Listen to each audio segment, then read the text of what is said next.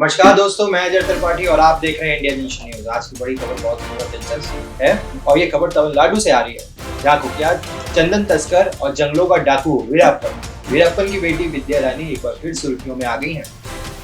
जी हाँ, वही वीरप्पन जिसे जंगलों का राजा कहा जाता था। चंदन की तस्करी और पुलिस से लुक्का छुपी के मामलों का केस और किस्से आपने बहुत सुने होंगे।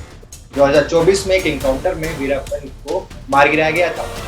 उसके बाद उसके परिवार की जिंदगी पूरी तरीके से बदल गई थी। खासकर उसकी छोटी बेटी अचानक से अनाथ हो गई। कहा जाता है कि उस कठिन दौर में राष्ट्रीय स्वयंसेवक संघ (आरएसएस) ने विद्या रानी को गोद लिया और वनवासी कल्याण आश्रम में उसका पालन पोषण, पढ़ाई लिखाई कराई गई। इतना सशक्त बनाया गया कि आज वे प्रतिष्ठान वकील और समाज सेविका बन चुकी हैं।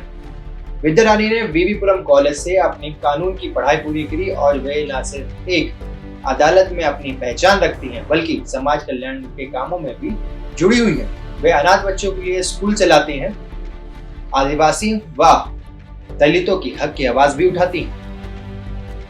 अब बात करें राजनीति की, तो विद्या रानी का सफर साल 2020 में शुरू हुआ था। उस समय उन्होंने भारतीय जनता पार्टी ज्वाइन की।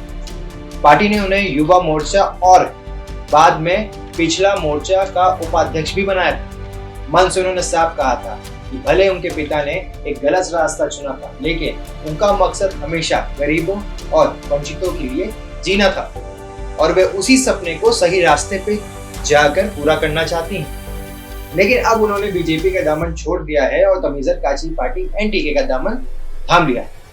यही नहीं, 2024 के लोकसभा चुनाव में उन्होंने कृष्णगिरी लोकसभा सीट से बतौर उम्मीदवार मैदान में उतरी थी। उनका कहना था कि वे किसानों की भलाई, महिलाओं का हक और गरीबों की आवाज के लिए काम करेंगी।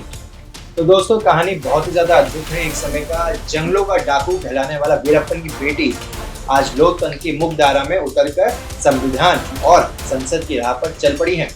अब देखना ये होगा कि जनता उन्हें सिर्फ वीरप्पन की बेटी के तौर पर पहचानती है या एक नई राजनीतिक पहचान देती है।